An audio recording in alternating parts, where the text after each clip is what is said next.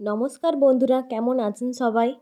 ডিম বেগুনের এই রান্নাটা এর আগে আমি কোনোদিন করিনি, তো আজ প্রথমবার রান্নাটা করছি। প্রথমে আমি বেগুন এবং কাঁচা টমেটো কেটে নিচ্ছি। এই রান্নাটা করার জন্য আমি কয়েকটা হাঁসের ডিম নিয়েছি। তারপর এখানে পেঁয়াজ আর শুকনো লঙ্কা একসঙ্গে বেটে নিচ্ছি। আদা রসুন বেটে নিয়েছি, জিরা বেটে নিয়েছি, কাঁচা টমেটো কেটে রেখেছি আর পেঁয়াজ কেটে রেখেছি। সবার প্রথমে আমি উনুনে কড়াই চাপিয়ে ডিমের পোচগুলো ভেজে নেব।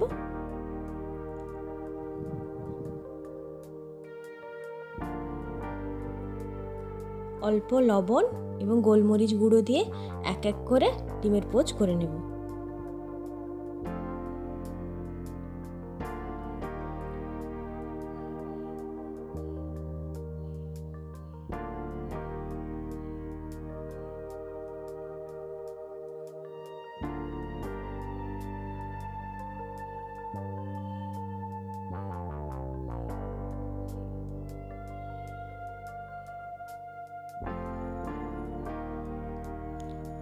পোচ হয়ে যাওয়ার পর আমি একটা ডিমের ঝুরি ভাজাও করে নিয়েছি।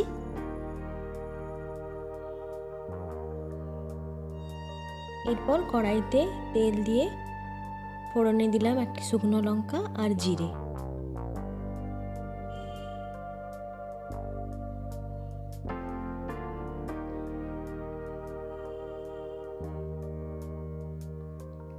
এরপর কেটে রাখা পেঁয়াজগুলো দিয়ে ভেজে নেব।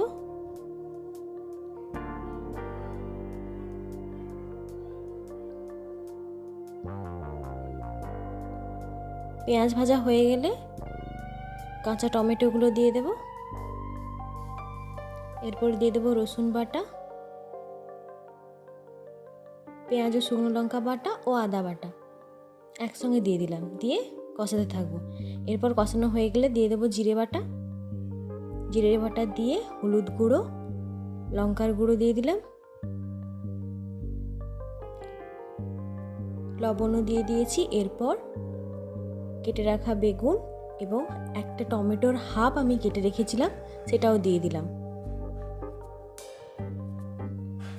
বেগুন টমেটো ভালো করে কষানোর পর জল দিয়ে দিলাম।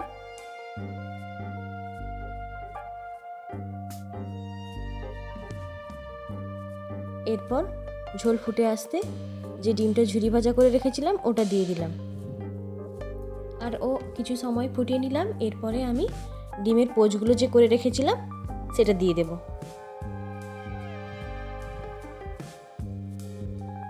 এই সময় উনুনের জ্বালনি একদম কম দিতে হবে।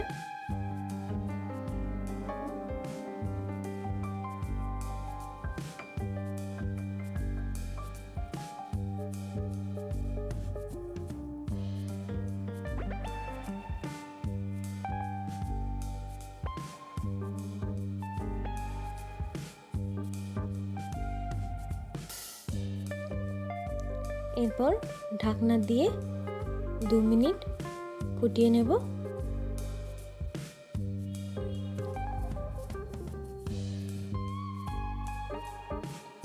হয়ে গেল ডিম বেগুনের ঝোল।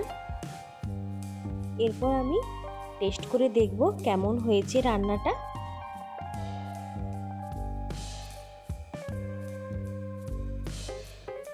তো রান্নাটা খুবই ভালো হয়েছে, আপনারা অবশ্যই একবার বাড়িতে ট্রাই করবেন।